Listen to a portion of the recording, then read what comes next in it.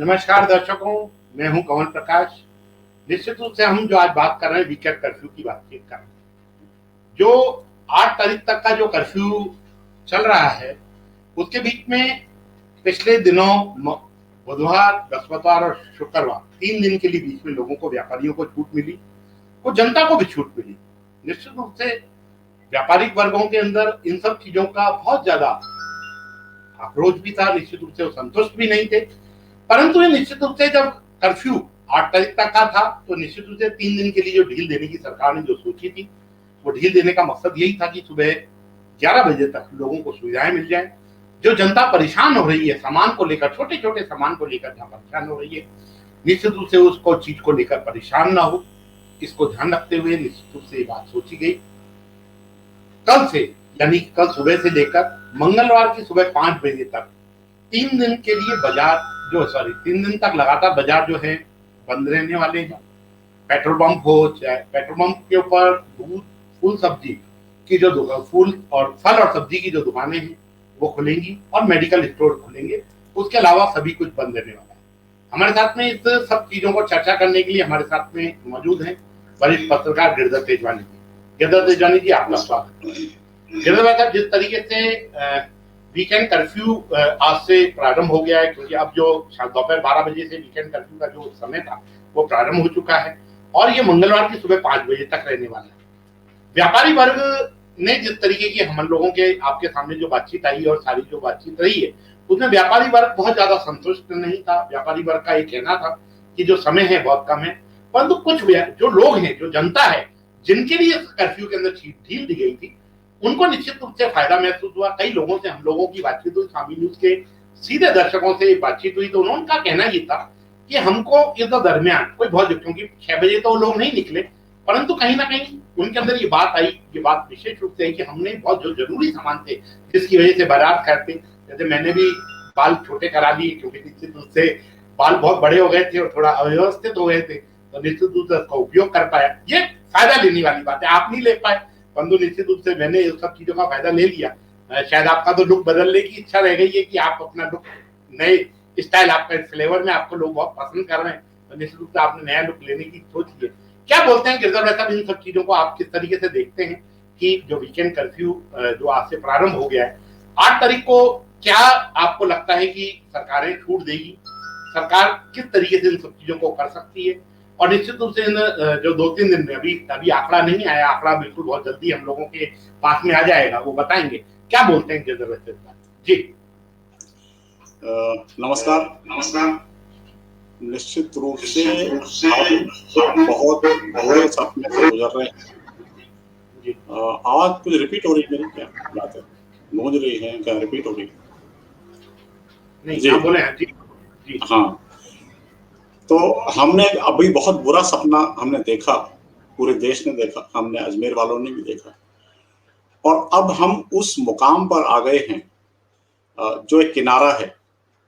इस किनारे के बाद में फिर नई दुनिया वापस शुरू होने वाली है, और उसका थोड़ी सी प्रैक्टिस जो है हमने अभी जो 3 दिन सरकार ने मॉर्निंग आवर्स में 11 बजे तक सारी दुकानों को खोलने का जो प्रयोग किया, वो मूलतः प्रयोग तो नहीं था, लेकिन वो था कि भाई कम से कम लोग अपने आप को प्रिपेयर कर लें।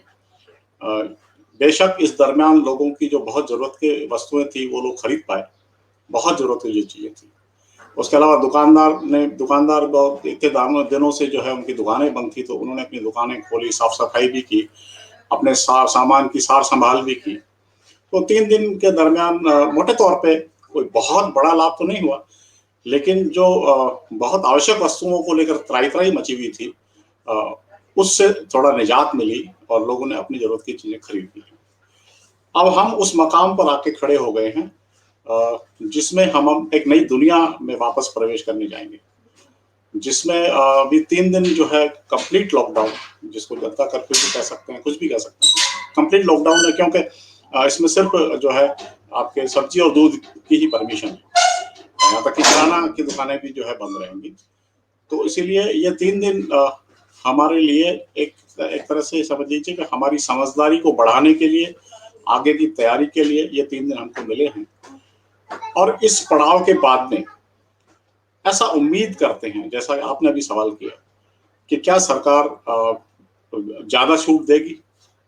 बिल्कुल, हम उम्मीद कर सकते हैं, और उसकी वजह यह है कि यदि हम इन 3 दिनों को सरकार ने के एक एक्सपेरिमेंट के रूप में देखें, तो किसी भी वजह से, चाहे लॉकडाउन की वजह से, चाहे लोगों के सहयोग की वजह से, या फिर वायरस का खुद का ही जो है कमजोर हो जाना रहा हो, किसी भी वजह से मरीजों की संख्या में लगातार नीचे गिरावट आई, मृत्यु दर कम हुई, हॉस्पिटल्स में फैसिलिटीज अब भरपूर है, जो त्राई-त्राई थी वो खत्म हो चुकी है, और जो सरकार का पैरामीटर है, केंद्र सरकार का भी जो गाइडलाइन है, उससे ऐसा लगता है कि अब जो है आम जनजीवन वापस चालू किया जा सकेगा। कुछ राज्यों में तो चालू कर भी दिया गया है, वहाँ कुछ अवधि ज़्यादा दी गई थी। तो इसीलिए कई लोग कंपेयर कर रहे थे कि साहब गुजरात में तो ऐसा हो गया, वहाँ पे ऐसा हो गया, हमारे यहाँ क्यों नहीं हुआ? वो ठीक है, हर स्टेट के अपने अलग-अलग हालात हैं, और अलग-अलग परिस्थितियों के हिसाब से वहाँ की सरकारों ने जो भी निर्णय लिया। हमारे यहाँ भी जो निर्णय लिया, चाहे हम उससे सहमत थे या नहीं थे, व्यापारियों को उसका पूरा लाभ मिला या नहीं मिला, या उनके अंदर असंतोष है, लेकिन उसके बावजूद हमने उसको स्वीकार किया, उसको कोऑपरेट किया, व्यापारियों ने हमें पूरा कोऑपरेशन दिया, और हालांकि उनके अंदर आक्रोश तो था, निश्चित रूप से आक्रोश था, और वो हल्का सा झलका भी, और उसका एक तरह से उन्होंने सैंपलिंग भी दी कि यदि 8 तारीख के बाद में ठीक से यदि दुकानें हमको खोलने की परमिशन नहीं मिली, तो फिर हो सकता है थोड़ा असंतोष हमारे अंदर ज़्यादा हो, या टकराव की स्थिति आए। और वास्तव में बिल्कुल ये अब उसकी पराकाष्ठा हो गई है, मतलब जो एक सहन शक्ति थी, उसकी पराकाष्ठा हो चुकी है। व्यापारी तो परेशान है ही, व्यापारी इसीलिए परेशान है कि जितना भी व्यापारी है, दूसरे वर्गों को छोड़ दें, सिर्फ जो दुकानदार हैं, छोटे से लेकर बड़े तक, और दूसरे जितनी फैक्ट्रियां और दूसरे सारे, उनको तो आजीविका की समस्या है। आम लोगों को अपने दैनिक जीवन में काम आने वाली वस्तुओं के अभाव की समस्या है। ये दोनों तरह की समस्याएं हैं। अब हम उम्मीद करते हैं कि जो परिस्थितियां बदली हैं, उसमें सरकार जो है अब कंफर्टेबल पोजीशन में आ गई है। अब वो चाहे तो इसका थोड़ा सा टाइम पीरियड बढ़ा सकती है। अब वो कितना बढ़ाएगी, ये अधिकारियों की राय पे निर्भर करेगा कि वो लोग किस रूप में देखते हैं, या अभी भी उसको वो चरणबद्ध करेंगे। हालांकि होगा तो चरणबद्ध ही, क्योंकि नाइट कर्फ्यू तो लगता है जारी रहेगा ही रहेगा। लेकिन क्या अभी दिन में भी आधा दिन अभी खोलने की परमिशन देंगे, या पूरा दिन खोलने की परमिशन देंगे? केवल इस पे डिस्कशन गवर्नमेंट में चल रहा है।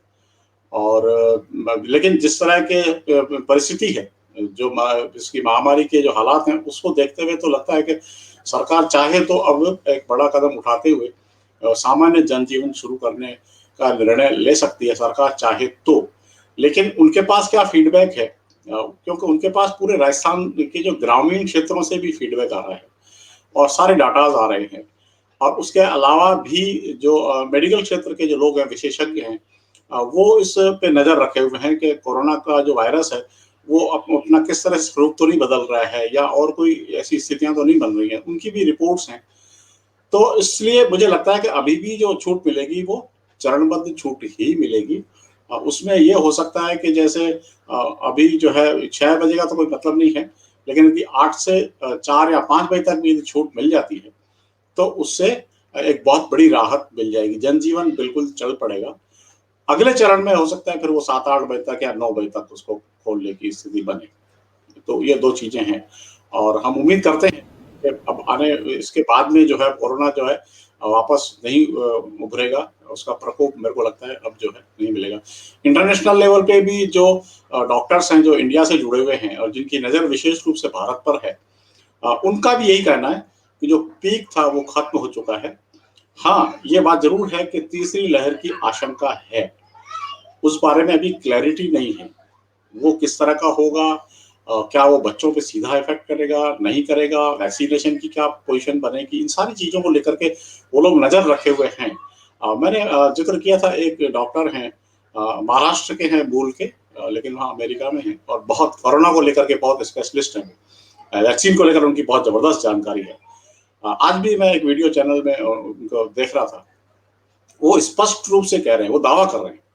वो कह रहे हैं कि वो कह रहे थे कि पहले तो जुलाई में ये कोरोना बिल्कुल खत्म हो जाएगा, लेकिन अब वो कह रहे हैं 15 दिन बाद में। मेरा ऑब्जर्वेशन ये है कि जून के एंड तक इंडिया में कोरोना टोटली खत्म हो जाएगा, विदा हो जाएगा, और दूसरा दावा उनका सबसे बड़ा ये है कि अब तीसरी लहर नहीं आएगी। ये उनका दावा है, वो बार-बार कह रहे हैं कि मेरा दावा है कि तीसरी लहर नहीं आएगी, उससे डरने की ज़रूरत नहीं है। उसके पीछे 1-2-3 उनके साइंटिफिक रीज़न्स बता रहे हैं वो। उसमें वो कह रहे हैं कि शायद तब तक जो है पर्याप्त मात्रा में वैक्सीनेशन सारे वर्गों को हो जाएगी। तो जब घर के माहौल में बहुत सारे लोगों को जब वैक्सीनेशन हो चुकी होगी तो बच्चों पे इफ़ेक्ट उसका नहीं पड़ेगा। हालाँकि बच्चों को अब भी जो है बाहर निकलने देने में रिस्क है। लेकिन उनका ऐसा कहना है कि तीसरी लहर अब उतनी खतरनाक नहीं होगी जिसकी आशंका व्यक्त की जा रही है। तो कुल मिला के वीकेंड कर्फ्यू जो है चालू हो चुका है और इस वीकेंड कर्फ्यू में हमको संयमित तो अपने आप ही रहना है, घर ही बैठे हैं तो संयमित है ही। लेकिन हर एंगल से हम इसको विचार करें, केवल यही नहीं कि भाई आने वाले दिन अब कैसे उनमें सुधार होगा, उसकी क्या प्लानिंग होगी। बहुत सारे लोगों को तो मुझे लगता है कि कई लोगों की जिनकी नौकरियाँ चली गई हैं, उनको तो नए सिरे से वापस नौकरियाँ तलाशनी भी पड़ेंगी, क्योंकि बहुत सारे लोगों को कई संस्थानों से निकाल दिया गया और बहुत सारी दुकानों से जो वहाँ के कर्मचारी थे उनको निकाल दिया गया, क्योंकि उनके पास तनख्वाह देने को थी ही नहीं। कुछ जो अच्छे व्यापारी थे या उन्होंने अपने कर्मचारियों को रिजर्व रखने के लिए भले तनख्वाह देके या कम तनख्वाह देके रखा था। तो अभी बहुत सारी चीज़ें चेंज आने वाली है और सबसे बड़ा जो चेंज आने वाला है वो हमारी मानसिकता को लेकर चेंज आने वाला है। हमको अपनी मानसिकता को मजबूत करना पड़ेगा। हमने एक बहुत बुरा सपना देखा था, उससे हम हालाँकि उभर तो नहीं पाएँगे, जो लोग हमारे साथी चले गए हमारे छोड़ के, उसका दुःख तो कम नहीं हो सकता, लेकिन उस दुःख को अपने सीने में दबा के और हमको वापस एक नई ज़िंदगी जीने की तैयारी करनी पड़ेगी इन 3 दिनों में। जी। निश्चित रूप से दर्शकों, जैसा गिरधर साहब ने बताया कि बिल्कुल निश्चित रूप से वो बात अपनी जगह पे बिल्कुल ठीक है। तो दर्शकों, मैं आपको 2-3 खबरें आप लोगों को जानकारी के हिसाब से बताता हूँ कि 8 जून को जो बाजार हैं, उनके जो जिले हैं, उनके बॉर्डर खुलेंगे। कुछ कमेंट भी बहुत ज्यादा आ चुके हैं, निश्चित रूप से उन कमेंटों का भी हम लोग जवाब देंगे, परंतु कुछ जानकारियां हैं वो कहीं ना कहीं इन्हीं जानकारियों से संबंधित है, इसलिए ये बता देना बहुत जरूरी होगा।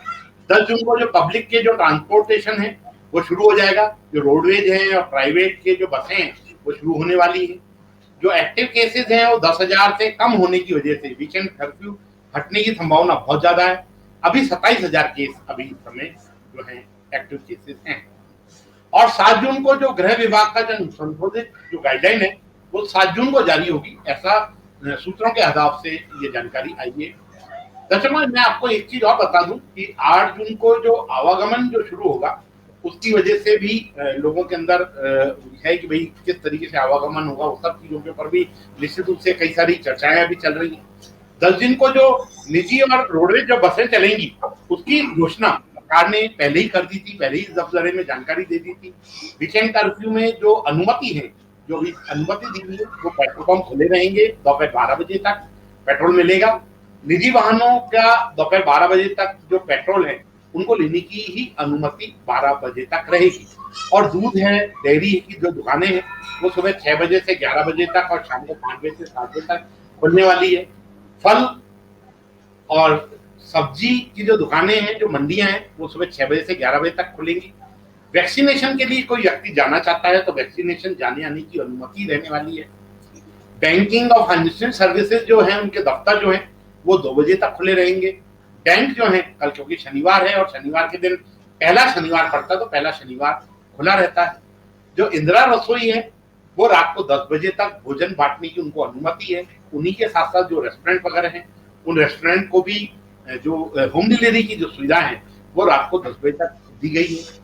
ई कॉमर्स के जो सभी चीजें हैं उनकी होम डिलीवरी की जा सकेगी। यदि आप ई कॉमर्स से संबंधित हैं तो उनकी होम डिलीवरी के अंदर आपको किसी तरीके से दिक्कत नहीं आएगी, आप होम डिलीवरी कर सकते हैं, पर आईडी कार्ड अपना साथ में आपको ले जाना जरूरी है। एलपीजी जो गैस है उनकी डिलीवरी जारी रहने वाली है। फैक्ट्रियों के अंदर काम जारी रहेगा, क्योंकि सरकार का मानना है कि पलायन ना हो, इसलिए फैक्ट्रियां जो है उसको जारी रखा गया है। ठेले हैं, स्ट्रेट है, स्ट्रीट वेंडर्स हैं, इनको अनुमति की बात कर रही है सरकार, क्योंकि जो ठेले से लोगों पे जो जाकर बेचने की है उनको सुविधा मिलने वाली है। राशन की जो दुकानें हैं वो खुली रहेंगी और मीडिया कर्मी जो हैं वो आ जा सकेंगे, ऐसा बिल्कुल तो निश्चित रूप से बिल्कुल बंद रहने वाला है। उससे पूरा बाजार बंद रहने वाला है। रेस्टोरेंट बंद रहेंगे, रेस्टोरेंट नहीं खुलेंगे, हाट बाजार बंद रहेंगे, मेलों पे पाबंदी है। मॉल्स हैं, एसी शॉपिंग कॉम्प्लेक्स हैं, सिनेमा थिएटर्स हैं, मल्टीप्लेक्स हैं, स्विमिंग पूल हैं, जिम है, स्टेडियम है, पार्क है, ये गार्डन वगैरह सब बंद रहने वाले हैं। स्कूल है, जो कॉलेज है और जो कोचिंग सेंटर है, इन ये लाइब्रेरी भी बंद रहने वाली है। और जो सिटी बसें हैं वो भी बंद रहेगी। बेवजह किसी तरीके से आवाजाही के ऊपर रखने के हिसाब से ही सरकार ने निश्चित रूप से ये बात, और उन्होंने ये चीज बहुत स्पष्ट करी है कि बेवजह से कोई बाहर घूमता हुआ मिला तो उसको क्वारंटाइन सेंटर भी। ऐसा एक जानकारी जो मेरा मकसद था कि दर्शकों को ये बेसिक जानकारियां दे दे, जिससे कम से कम जो क्वेश्चंस हैं वो क्वेश्चंस हम लोगों के निश्चित रूप से कम हो जाएंगे। क्योंकि ये क्वेश्चन बार बार रिपीटेशन में यदि कोई क्वेश्चन आएगा तो उन सब चीजों के ऊपर जाएगी। गिरधर, इससे पहले कुछ बोलना चाहते हैं तो बोल सकते हैं। जी गिरधर जी बिल्कुल, आपने जो है आपने अच्छा किया। उससे क्या है, कम से कम ये आने वाले 3 दिनों के लिए भी आम दर्शक इस बात को समझ लें कि आगे आने वाले 3 दिन में हमें किन चीज़ों पे ध्यान रखना है। एक चीज़ और जोड़ रहा था मैं, अभी हमने चर्चा की मार्केट की, ठीक है ना। जो चरणबद्ध खोलने की जो बात है उसमें दूसरी जो, जैसे आप बता रहे थे, एक जिले से दूसरे में जिले में जा सकते हैं कि नहीं जा सकते हैं, यातायात के साधनों का क्या होगा, ये भी चरणबद्ध होंगे।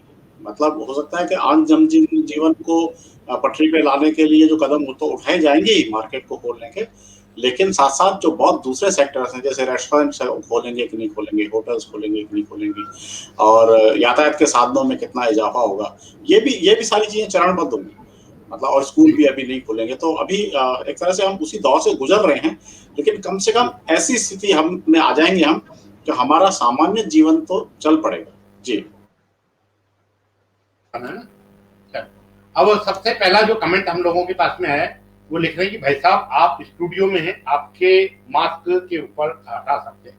मैं आपको बताऊं जय कुमार जी, शुरू में जब कोरोना शुरुआत हुई थी तो हम लोग निश्चित रूप से स्टूडियो में नहीं लगाते थे मास्क, परंतु स्टूडियो में कैमरामैन भी होता है, स्टूडियो के अंदर एडिटिंग स्टाफ भी होता है, और जो हमारे पास में जो रिपोर्टर्स हैं वो स्टूडियो में आते जाते हैं। इसी वजह से मैं आपको क्लियर इसलिए कर दूं मास्क कितना जरूरी है, क्योंकि दर्शकों को ये चीज समझनी पड़ेगी। स्टूडियो में बैठने का मतलब ये नहीं है स्टूडियो, क्योंकि मेरे पास बड़े स्टूडियो की बात नहीं कर सकते हैं जहाँ पे कांच लगे होते हैं तो अंदर नहीं आ सकते हैं।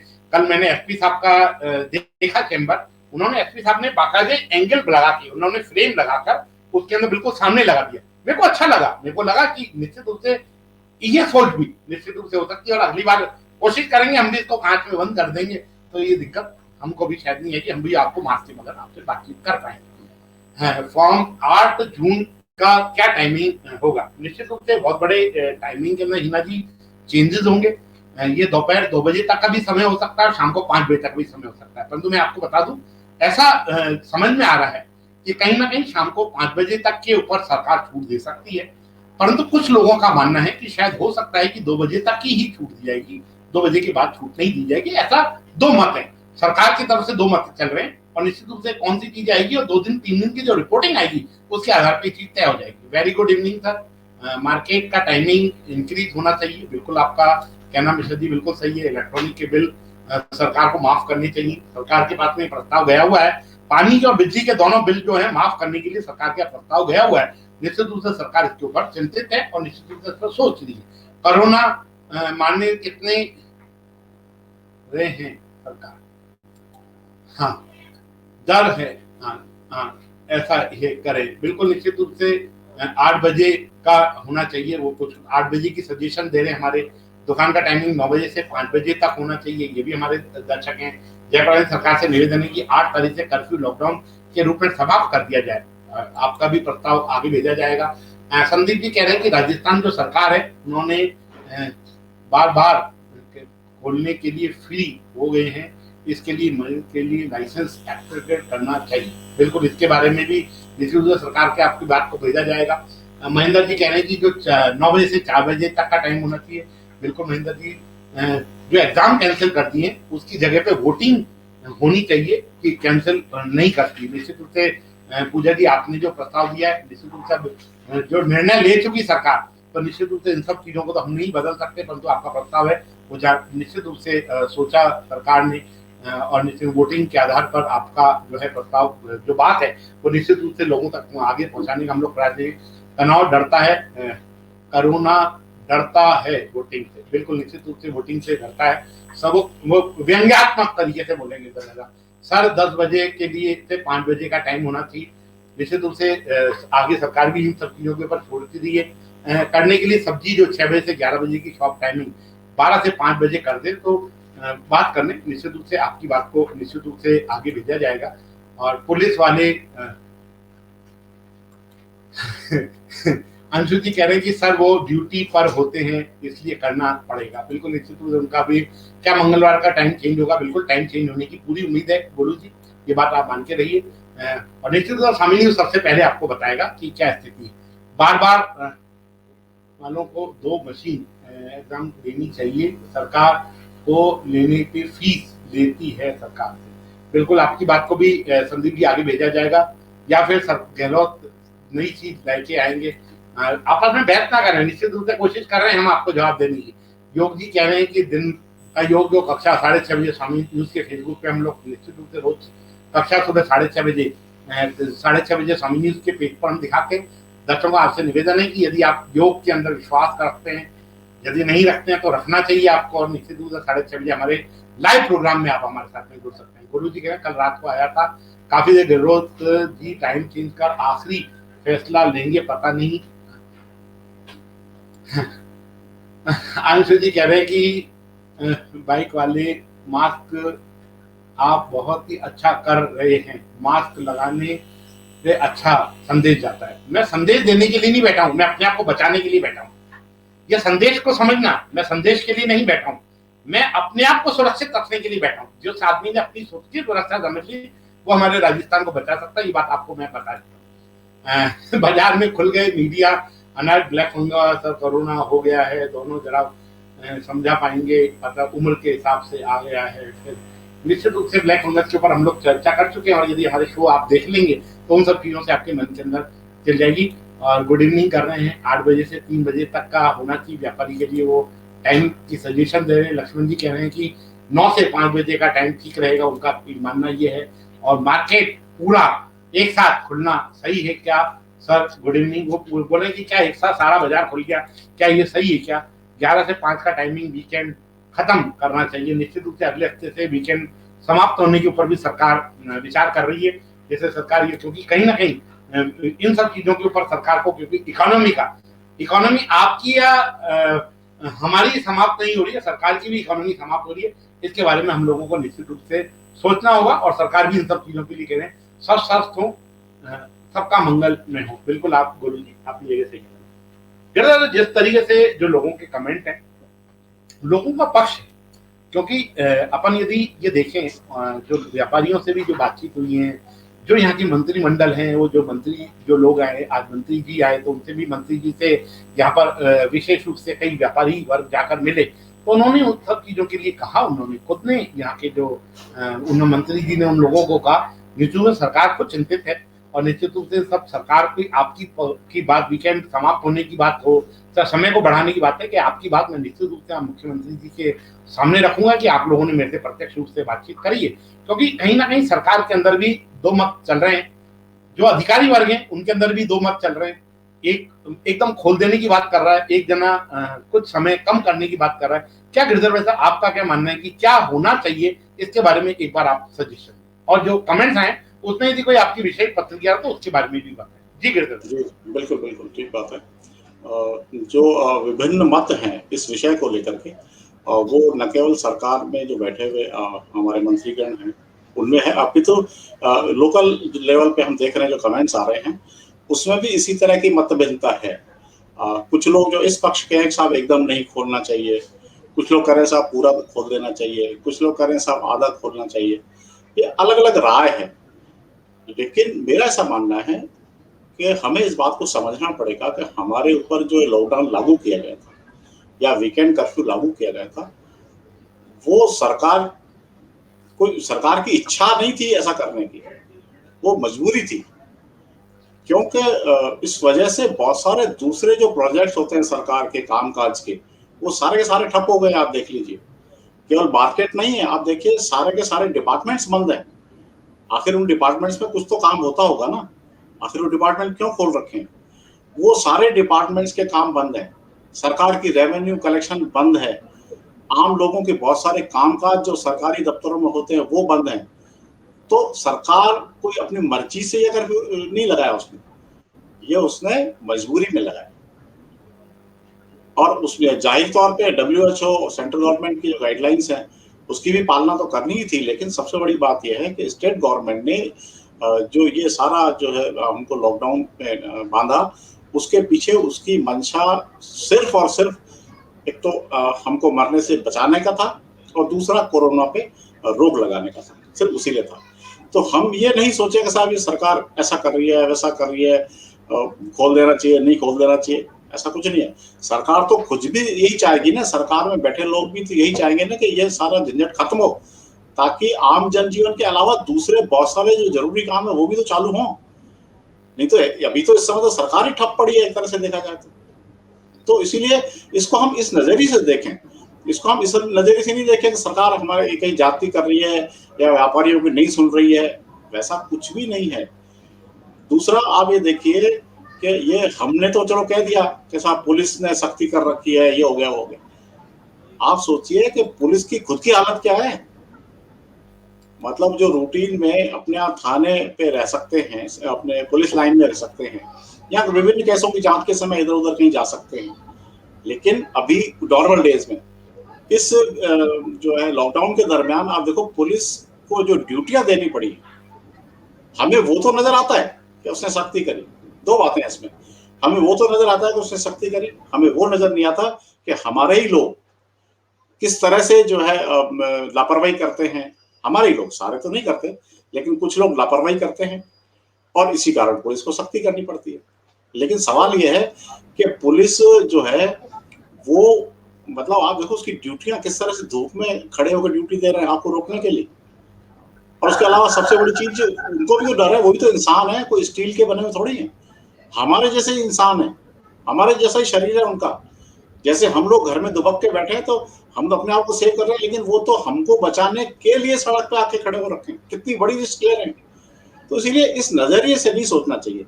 कहीं जाति हो सकती है, मैं मानता हूँ पुलिस कहीं जाति कर सकती है, कोई इक्का दुक्का कोई कांस्टेबल किसी मूड की वजह से, किसी और वजह से, या बहस करने की वजह से, या ज्यादा झूठ बोलने की वजह से वो उत्तेजना में आ सकता है। लेकिन इसको नैरेटिव ऐसे नहीं बनाना चाहिए कि पुलिस सख्ती कर रही है। पुलिस ड्यूटी कर रही है और आप देखो कि सबसे ज्यादा जो लोड है, यदि हम फील्ड में देखें तो सबसे ज्यादा लोड पुलिस पे पड़ रहा है। उसके अलावा जो मेडिकल कर्मचारियों की जिस तरह से ड्यूटियां लगातार जो है इनको 2-2 महीने से जो है जिस तरह से ड्यूटियां देनी पड़ रही हैं, तो वाकई वो उनको सैल्यूट करना चाहिए। तो मेरा मानना है कि जो है ना हमारा ये सोच है इसको हमको बदलना पड़ेगा। और उम्मीद है कि जल्दी ही सरकार जो है जनजीवन को सामान्य करेगी ही करेगी। और जिस तरह के आंकड़े सामने आ रहे हैं उसमें तो बिल्कुल स्पष्ट दिखाई दे रहा है, पहले ही दिखाई दे रहा था। मैं तो कह रहा हूँ अशोक गहलोत जी ने तो फिर भी थोड़ा संयम से जो है ताकि जल्दबाजी में कोई कदम नहीं उठा लिया जाए, उसके लिए ये कोशिश की कि एक हफ्ता और जो है 15 दिन और उसमें से ये दूसरा हफ्ता, इसको अभी भी हमको बांधे इसलिए रखा ताकि पूरी तरह से खतरा टल जाए। और कारण सिर्फ यही था कि मेडिकल के जो स्पेशलिस्ट हैं वो अभी तक पूरी तरह से संतुष्ट नहीं थे। वो पूरी तरह से अपने आप को मतलब कंफर्टेबल करना चाहते थे कि साहब बिल्कुल अब नॉर्मल पोजीशन हो गई है, अब आराम से आप खोल सकते हैं। तो उनका भी दबाव था, उनकी राय लेना भी जरूरी है। कल यदि एडमिनिस्ट्रेटिव लेवल पे और या जनता के दबाव में या व्यापारियों के दबाव में आपको खुश करने के लिए उन्होंने मान लो ज्यादा छूट दे दी और मेडिकल वालों की राय नहीं ली या उनकी राय को नहीं माना, तो आप देखिए उसके बाद में यदि कोई परिणाम गलत आते हैं उसके लिए कौन जिम्मेदार होता है? उससे सीधे तौर पे हम सरकार को जिम्मेदार ठहरा देते हैं। तो इसीलिए इसको इस एंगल से देखना चाहिए।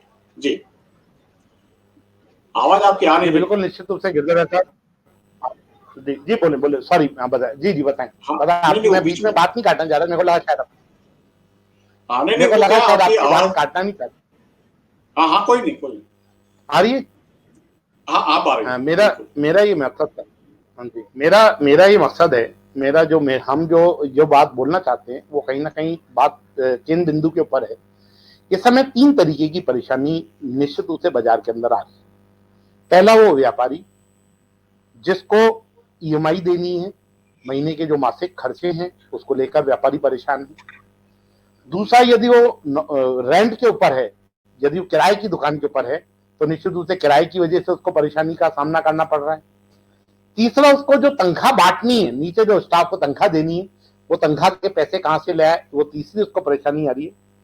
चौथा, जो बिजली का बिल उसको पे करना है, वो बिजली का बिल कहां से पे करे, उसको वो परेशानी आ रही है।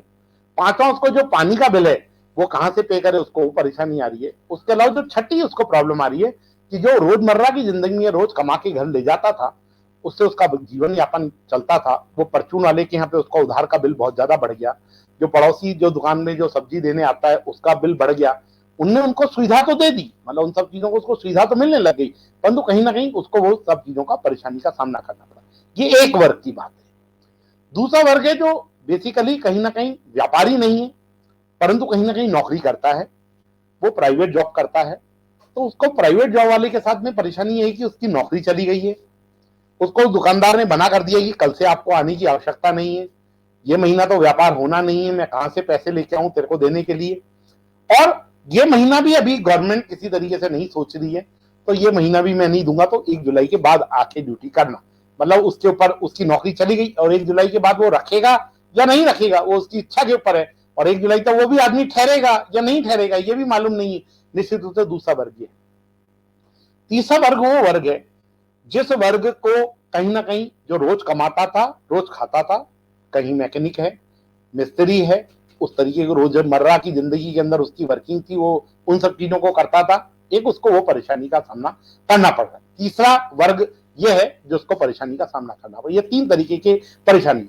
चौथा वर्ग वो कहीं ना कहीं इंडस्ट्री है, इंडस्ट्री माल बना बना के तैयार करती जा रही है, उसका माल का स्टॉक बढ़ता जा रहा है, परंतु स्टॉक के अलावा मतलब वो कहां बेचे, बेचने के लिए बाजार नहीं है, बाजार अभी खुला नहीं है, ट्रांसपोर्टेशन बंद है, तो माल भेजे तो भेजे कहां, खरीदे। यदि ट्रांसपोर्टेटर जो अजमेर के ट्रांसपोर्टर है उनका कहना है हमारे पास में बहुत बड़ी संख्या के अंदर यहाँ पर माल आके रखा हुआ है जिसको हम लोग निश्चित रूप से नहीं दे पा रहे हैं, निश्चित रूप से हमको नहीं भेज पा रहे। ये चारों पांचों तरीके की परेशानियां बाजार के अंदर आ रही हैं। इन सब चीजों को आपका क्या मत है, इसको एक बार आप, क्योंकि निश्चित रूप से आपका अनुभव है इन सब चीजों का है, और कई सारी जो लोगों को जो परेशानियां आ रही है उन सब चीजों के ऊपर मैंने आपके सामने प्रश्न रखे हैं, इसके ऊपर आप अपने हिसाब से एक बार अपनी प्रतिक्रिया दें। जी आप चालू करके। जी देखिए, ऐसा है, हर वर्ग को जो परेशानी इस कोरोना काल के कारण से भुगतनी पड़ी, उसका हमने पूरे विस्तार के साथ से हमने अलग-अलग एपिसोड्स में चर्चा की। हर तबके को क्या-क्या दिक्कत आ रही है, उसकी हमने बाकायदा चर्चा की, और उम्मीद हम ये कर रहे थे कि सरकार उसमें मदद करे। लेकिन इन पूरी चर्चाओं के दौरान हमने देखा कि सरकार की तरफ से कोई भी रेस्पॉन्स नहीं है। हाँ, ये ज़रूर है कि हम इस बात से संतुष्ट हैं कि हमने हर वर्ग के लोगों की समस्याओं को लोगों के सामने रखा, सरकार के सामने रखा, प्रशासन को बताया। सिर्फ इतना ही है, या हमने उनको सांत्वना दी या हमने उनकी आवाज़ को उठाया, हमको सिर्फ इतनी संतुष्टि है। अब इसमें सरकार ने नहीं किया, सरकार कुछ कर सकती थी या नहीं कर सकती थी, ये सरकार जाने, क्योंकि सरकार की आर्थिक स्थिति खुद की भी ऐसी नहीं थी कि वो कोई बहुत बड़ा रिलीफ अपनी तरफ से दे सकती थी। बिल्कुल निचले स्तर के जो तबके के लोग हैं, बिल्कुल गरीब लोग हैं, उनको सरकार की तरफ से भी राशन सामग्री के माध्यम से मदद मिली, और दूसरे जो समाज सेवी संस्थाएं हैं उनकी तरफ से भी मदद मिली है। लेकिन उसके अलावा किसी भी तरह की मदद नहीं मिली है, और ये हम अच्छी तरह जानते हैं। तो इसीलिए अब उसका कोई उपाय नहीं है, मतलब उसका कोई उपाय नहीं है। अभी किसी का बिल सब्जी वाले का बढ़ गया है तो बढ़ गया है, वो बेचारा भुगतेगा, उसको क्या करेगा वो, मतलब उसके लिए सरकार तो पे करेगी नहीं, ये तो हमको भी समझना चाहिए।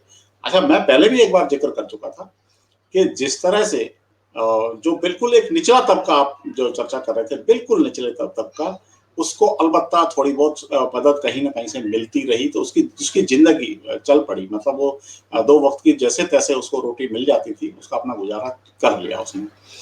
एक बहुत बड़ा तबका ऐसा था, मजदूर वर्ग, जो कि रोजाना कुआं खोदता था और पानी पीता था। उसमें सारे लोग, उसमें चाहे मजदूर हैं, चाहे ठेले वाले हैं, चाहे रेडी वाले हैं, और बहुत सारे लोग ऐसे हैं जो वो एक बहुत बड़ा वर्ग है जो रोजाना कुआं खोद के पानी पीता था। उसने बहुत ज्यादा तकलीफ पाई, लेकिन अब वो दौर निकल गया। मेरा पूरा विश्वास है कि ये वो वर्ग है जो कामचोर नहीं है, वो मजबूरी में उसने यदि किसी से मांगा होगा, मांग के खाया होगा मजबूरी में, लेकिन उसकी फितरत नहीं है, उसकी फितरत तो काम करने की ही है। तो इसीलिए जैसे ही सरकार छूट देगी, जैसे ही ये प्रॉपरली मार्केट खोलेगा, तो उनकी जीवन में भी परिवर्तन आएगा और वो रोजाना कमाना खाना शुरू कर देंगे। डेली जो उनकी आजीविका का जो मेजरमेंट है, जितने में उनका गुजारा चलता है, उतना लगभग वो रोजाना फिर कमा करके और अपना गुजारा कर सकेंगे। तो इसीलिए ये अर्थव्यवस्था जो बिल्कुल पटरी से उतर गई है, तो ये वाला जो तबका है, ये तो कम से कम मुझे लगता है कि ये तो कम से कम वापस खड़ा हो जाएगा, क्योंकि ये वो वर्ग है जो जैसे ही आप उस पे आते हैं, मतलब जैसे ही आप काम शुरू करते हैं, तो सुबह से शाम तक आप जो काम करते हैं उसका पैसा आपको शाम को मिल जाता है। फिर अगले दिन अपना ठेला लगाते हैं और फिर आप दिन भर कमा के खाते हैं। इनकी जिंदगी अलबत्ता पटरी पे आ जाएगी। कर्जा जरूर जिनके चढ़ा होगा वो धीरे धीरे ही उतरेगा, लेकिन ज्यादा बड़ी समस्या मुझे उन लोगों की लग रही है जो जिसका आपने जिक्र किया, जो लोग दुकानों से और संस्थानों से हटा दिए गए, उनको बहुत दिक्कत आने वाली है। एक तो क्या है, उन्होंने घर बैठ के खाया। अब परिवार में ठीक है और लोग भी संचित करते होंगे, उससे जैसे तैसे करके उनका गुजारा चल गया, लेकिन अब उनके लिए वापस नौकरी पे लगना, मुझे नहीं लगता कि जितने भी लोग नौकरी से हटाए गए वो 100% वापस नौकरी पे आ जाएंगे, वो मुझे नहीं लगता है। क्योंकि व्यापारी भी अभी अपने खर्चों को सीमित करने की कोशिश करेगा। पहले जब दुकान बहुत अच्छे ढंग से चलती थी, अच्छी कमाई होती थी, तो उस समय उसने 4 कर्मचारी रखे हुए थे, और उसने हो सकता है अच्छे दुकानदारों ने मानवीयता के नाते कुछ लोगों को रखा हुआ हो, कुछ को हटा दिया हो, या सबको रखा हुआ हो, उनको फिलहाल आधी तनख्वाह देके और कहा हो कि भाई अभी तो फिलहाल जिंदगी चलाओ, फिर जब सामान्य हो जाएगी तो फिर वापस नॉर्मल हो जाएगा। लेकिन उसके अलावा बहुत सारे जो लोग वापस अब नौकरी की तलाश में होंगे, तो मुझे ऐसा लगता है वो तबका बहुत ज्यादा परेशानी में है, और वो यूथ है। सबसे बड़ी बात है कि वो यूथ वर्ग है, और वो हमारा जो यूथ वर्ग है वो तनाव में जी रहा है। अभी उसको पूरी उम्मीद भी नहीं है कि जब ठीक से मार्केट खुल जाएगा तो उसकी वापस नौकरी लगेगी या नहीं लगेगी, या क्या उसी दर पे या जो मासिक वेतन है उसी मासिक वेतन पे उसको नौकरी मिल पाएगी या नहीं मिल पाएगी। तो ये वाला जो तबका है, इसको अभी पटरी पे आने में मुझे लगता है कि अभी तकरीबन 2 महीना और लग जाएगा, क्योंकि व्यापारी जो घाटे में गया या उसने घर बैठ के खाया, जमा पूंजी को खाया उसके परिवार ने, तो उसको जो शॉर्टेज आई पैसे की, अब वो जब कमाएगा उसी में से वो देगा। तो और देगा तो निश्चित रूप से वो, जैसे पहले 4 कर्मचारी थे तो अब 2 रखेगा, 3 रखेगा, 4 के 4 नहीं रखेगा। यदि अच्छा धंधा चल रहा है तो 4 रखेगा, लेकिन नहीं तो कहेगा भाई 2 से ही काम चलाओ। तो जो 2 रह गए वो तो बेरोजगार हो गए। अब या तो वो दूसरी जगह तो नौकरी बिल्कुल सही। तलाशेंगे। तो सबसे बड़ी चिंता जो है मुझे लगता है इस वर्ग की है।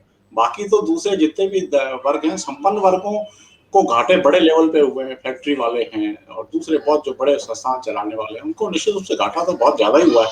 लेकिन मेरा ऐसा मानना है कि वो इतने सक्षम है कि वो उन्होंने उसको झेल गए। हालांकि उनका घाटा ज्यादा है, यदि हम रेशियो की बात करें तो आम आदमी की तुलना में उनका घाटा बहुत ज्यादा है, लेकिन क्योंकि ईश्वर ने उनको क्षमता दी है तो वो उस झटके को फिर भी झेल जाएंगे। जी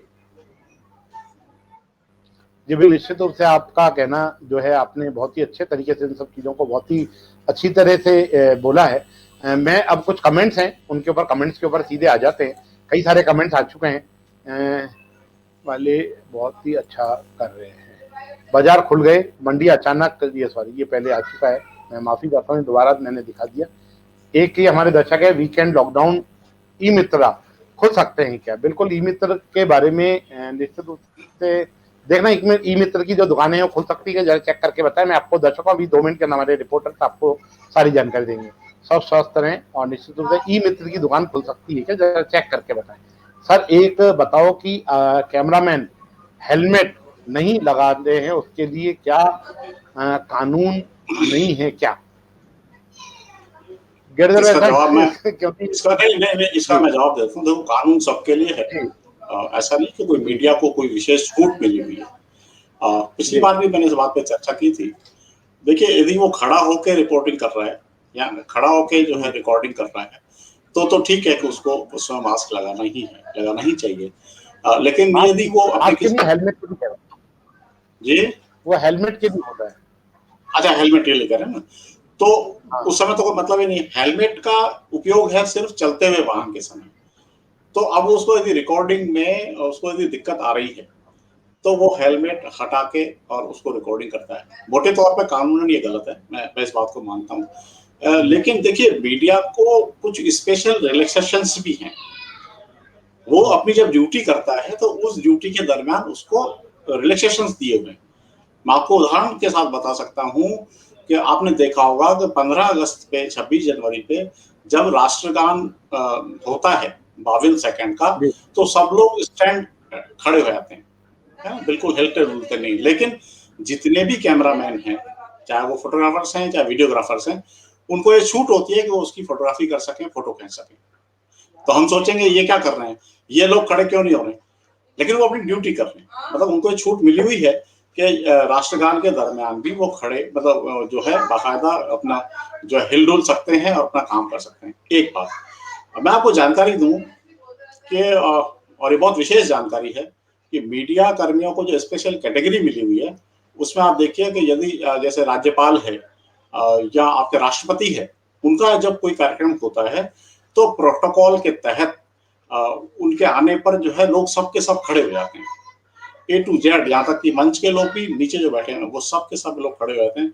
लेकिन आपको मैं बहुत दिलचस्प जानकारी बताऊं कि जैसे राष्ट्रपति भी यदि किसी फंक्शन में आए हैं तो उस समय भले ही पूरा सदन खड़ा हो जाए, लेकिन मीडिया की जो गैलरी होती है उसमें मीडिया कर्मियों को खड़े होने से छूट दी गई। ये बहुत पुरानी परंपरा है। अब देखो, मीडिया का जो है ना रिलैक्सेशन का जो बात है वो इस स्तर का है। तो जो हमारे दर्शक ने सवाल उठाया है वो बिल्कुल वाजिब है, इसमें कोई दो राय नहीं है। लेकिन बेसिकली ये देखना पड़ेगा कि मतलब वो ड्यूटी कर रहा है ना, मतलब वो अल्टीमेटली ये काम कर रहा है, और उसमें काम के दौरान यदि हेलमेट थोड़ा बाधक बन रहा है और उसने हेलमेट हटा लिया तो उसमें कोई दिक्कत नहीं है। बाकी हाँ, मैं इस बात के पक्ष में नहीं हूँ कि सामान्यतः जो कई, मान लो कुछ हमारे मान लो पत्रकार साथी जो हैं, वो पत्रकारिता के दम की वजह से या पुलिस वाले उनको जानते हैं, वो जो है उसका फायदा उठा लेते हैं, वो एक अलग मैटर है, वो बिल्कुल विषय भी अलग है। लेकिन आप जिस संदर्भ में बात कर रहे हैं वो निश्चित रूप से आप उसकी बात कर रहे हैं कि जो कैमरामैन ड्यूटी पे है और लगातार जो है वो आपको लाइव चीजें दिखा रहा है, और वो अपनी मोटरसाइकिल पे या अपने दूसरे कार में या किसी वाहन में जाता हुआ दिखा रहा है, और ऐसी स्थिति में यदि वो हेलमेट नहीं लगा रहा है तो उसको इतना तो रेस्पेक्ट मिलना ही चाहिए, मेरा ऐसा मानना है। जी।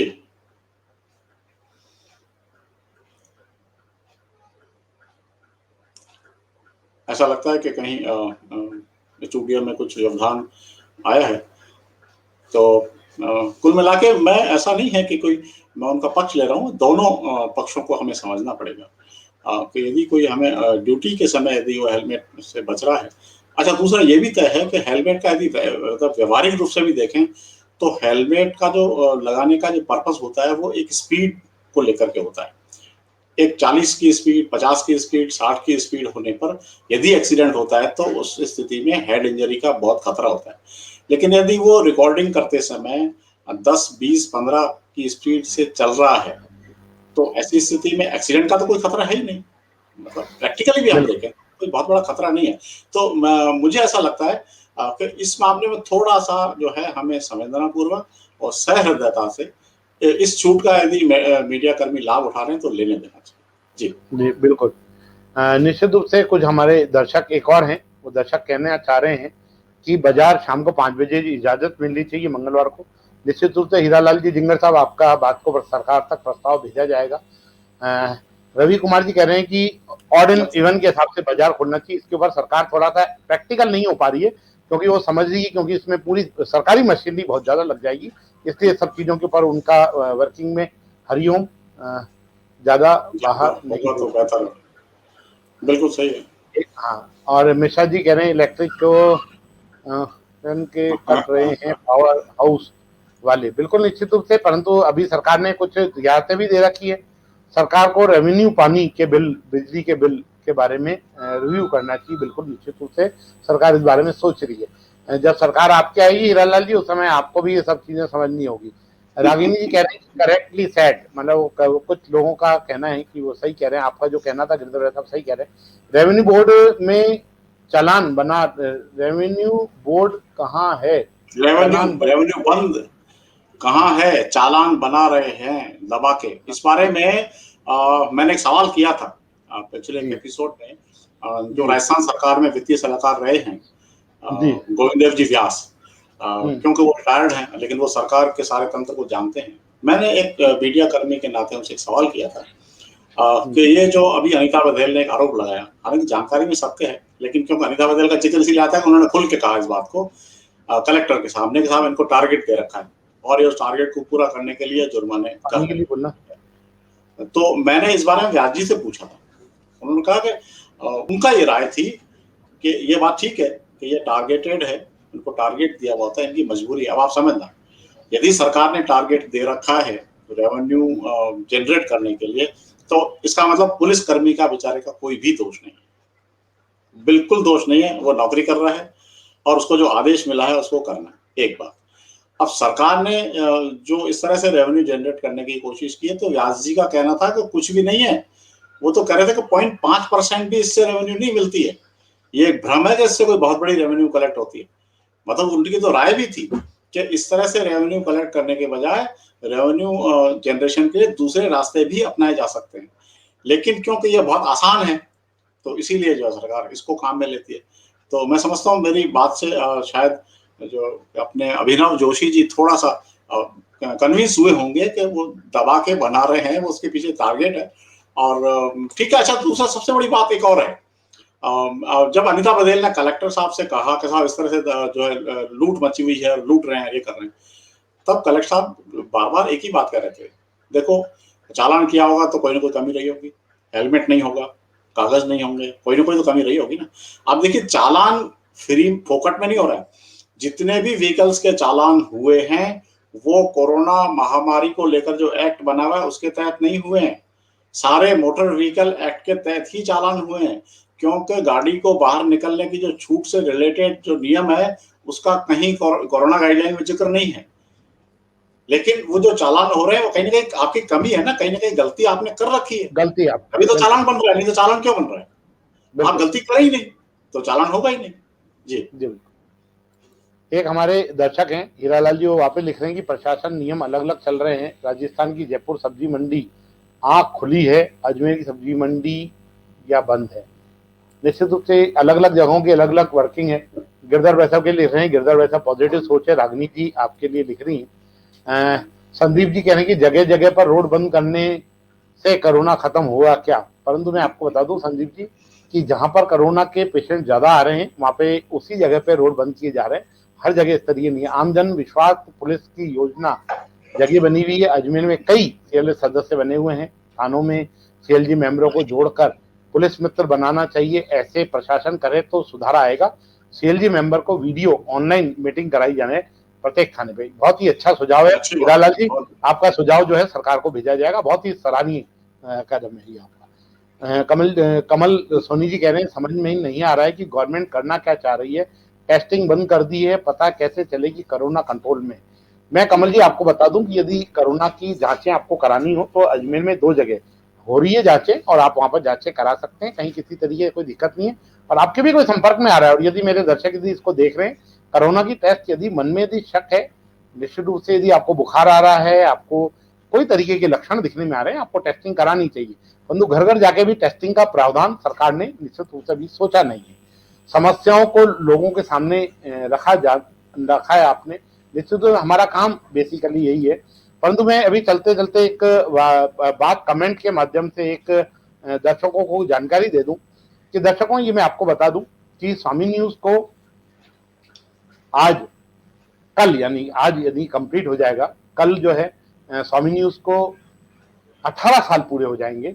उसके लिए हमने कल प्रातःकाल सुबह जो है आपके प्यार और आशीर्वाद व समर्थन से 5 जून 2022 को 18 वर्ष पूरे हो रहे हैं। इसलिए अग्रिम आप लोगों का बहुत बहुत धन्यवाद आपका। स्वामी न्यूज नए फ्लेवर के साथ में, नए कलर के साथ में, नए अंदाज में स्वामी न्यूज अपनी वेबसाइट को कल लॉन्च करेगा। वेबसाइट भी ला रहा है।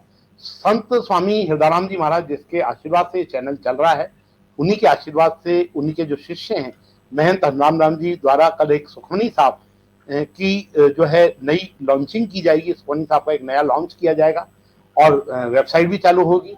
और 18 साल के ऊपर जो सफर है स्वामी न्यूज का उस सफर को भी दिखाने के लिए स्वामी न्यूज प्रयास करेगा। कल सुबह प्रातः 8:30 बजे एक कार्यक्रम होने वाला है और शाम को 5 बजे एक कार्यक्रम होने वाला है। यही नहीं, इसके अलावा भी जो 5 तारीख को, 6 तारीख को, 7 तारीख को, 8 तारीख को, 9 तारीख को, 10 तारीख को अलग अलग दिन ये अलग अलग कार्यक्रम भी आयोजित होने हैं, जिसका ये दृश्य आपके सामने दर्शकों ये सामने आ रहा है। जैसा आप ये देख रहे हैं कि अलग अलग दिन क्या है, निश्चित रूप से रोजाना हम अभी इसको फेसबुक पे लगा देंगे, तो आप उस फेसबुक के माध्यम से इसको देख सकते हैं और समझ सकते हैं कि किस कौन कौन से कार्यक्रम, कौन कौन से शाम को 5 बजे होने वाले हैं कार्यक्रम अधिकतर, तो आप उन सब चीजों को निश्चित रूप से देख सकते हैं।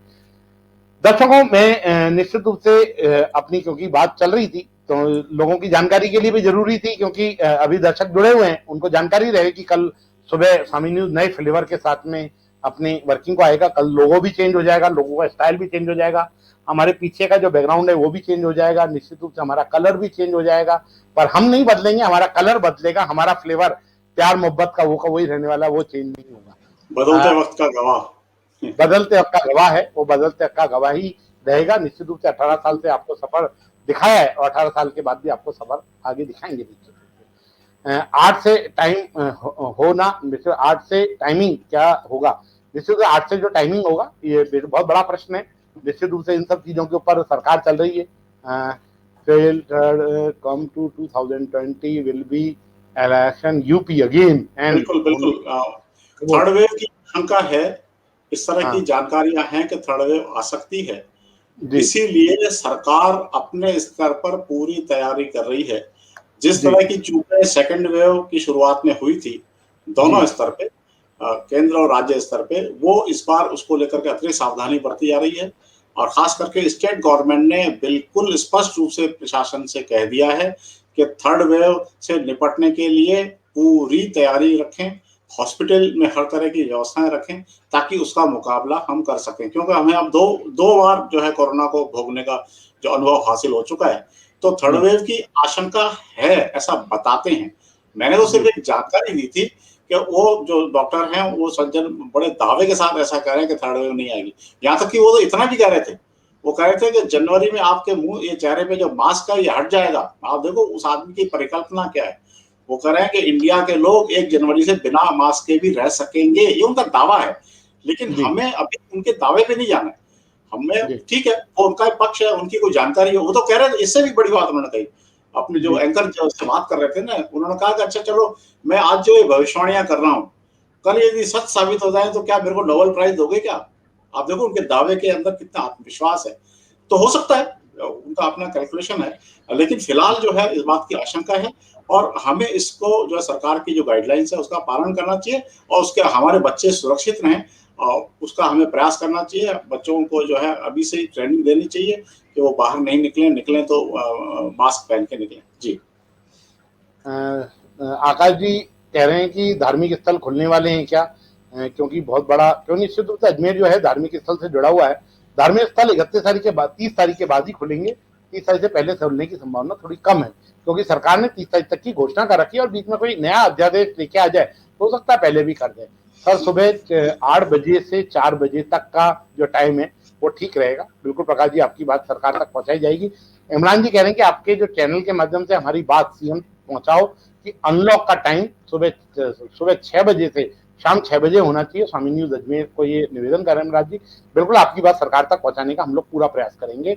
और अजमेरी जी कह रहे हैं कि सर मेरा एक सलाह है कि शहर की दुकानों के खोलने सोमवार, बुधवार, शुक्रवार को कपड़े की दुकान, सराफा, फुटवियर इत्यादि की, मंगलवार को ये और ऑटोमोबाइल की दुकान और सभी भवन निर्माण की सामग्री इत्यादि खोल सकते हैं।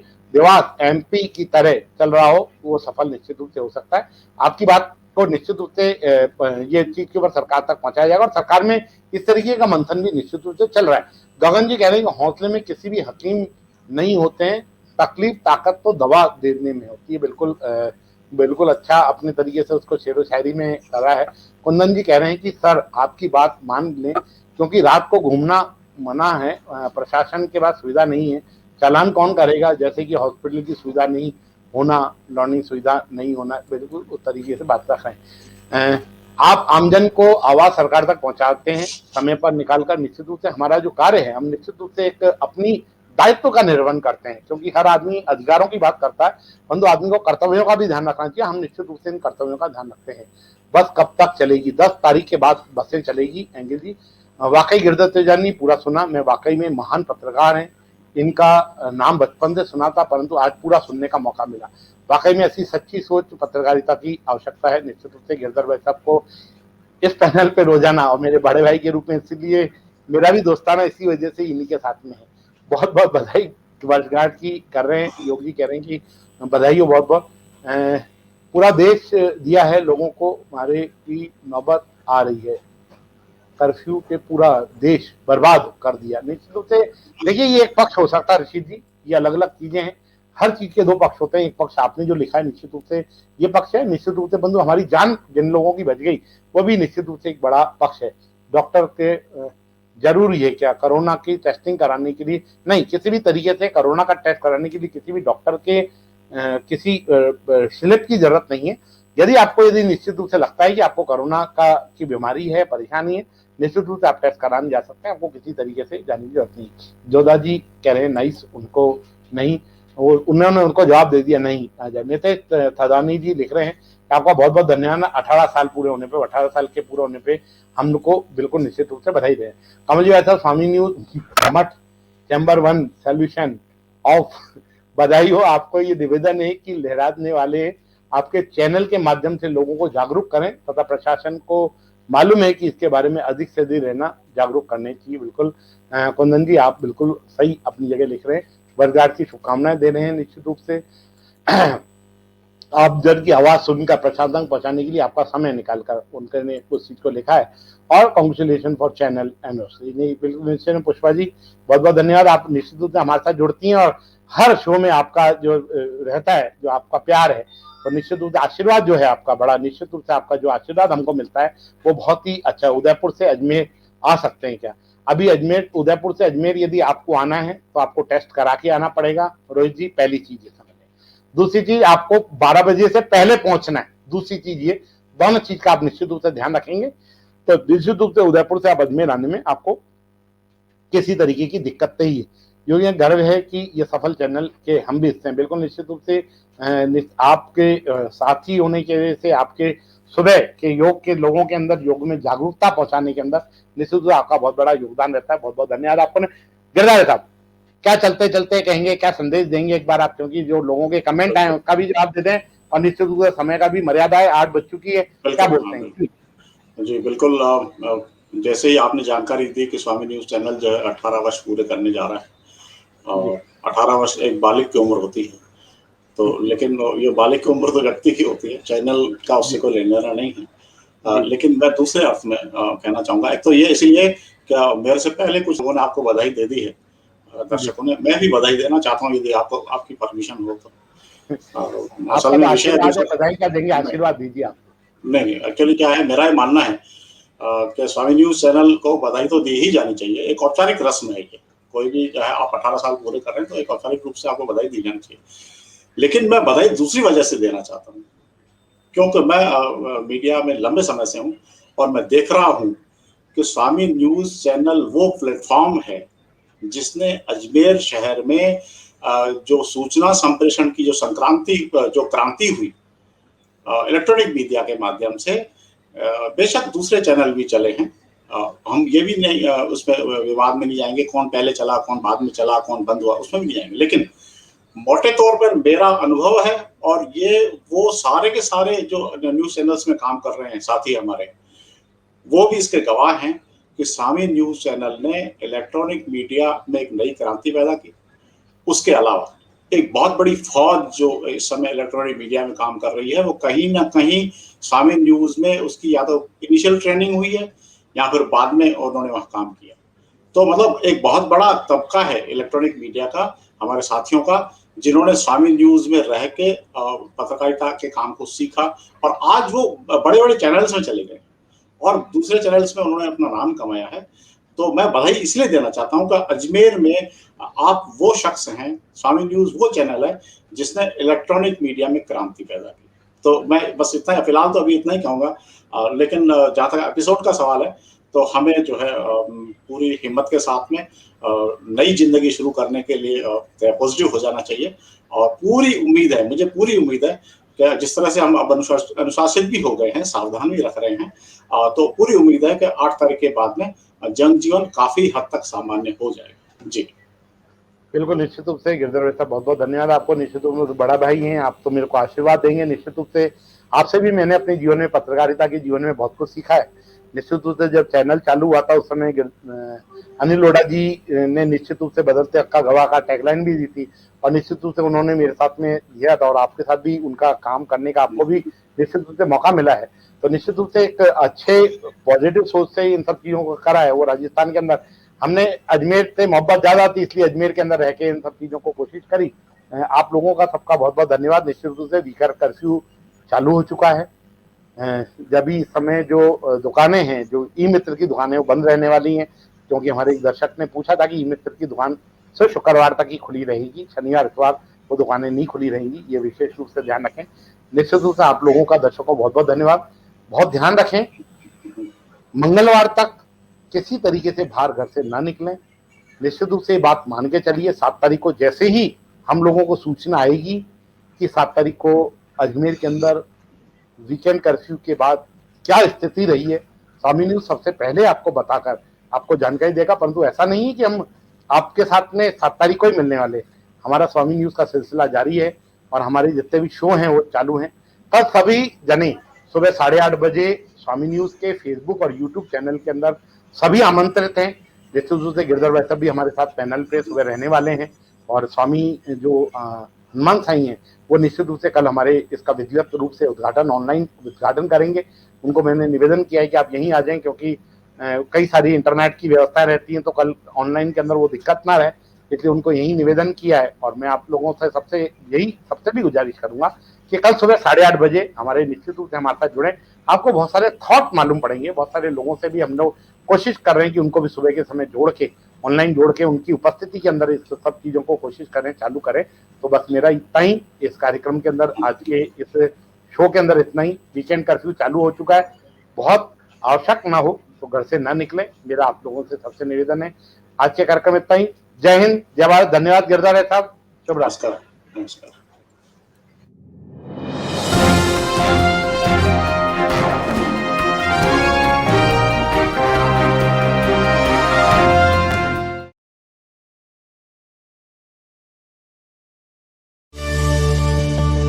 A for Ajmer. जब एबीसीडी के अंदर अजमेर पहले, आई में पहले, साक्षरता मिशन में अजमेर पहले, सारी योजनाओं में अजमेर पहले, स्मार्ट सिटी की घोषणा में अजमेर पहले, फिर कोरोना की लड़ाई में अजमेर पीछे क्यों? कोरोना की लड़ाई में कौन जिताएगा अजमेर को? आप और हम संकल्प लें, मास्क पहने, सरकारी गाइडलाइन की पालना करें, और अपनी बारी आने पर वैक्सीनेशन लगवाएं। सेवा कार्यों में अपना हाथ बढ़ाएं। घर रहें, सुरक्षित रहें।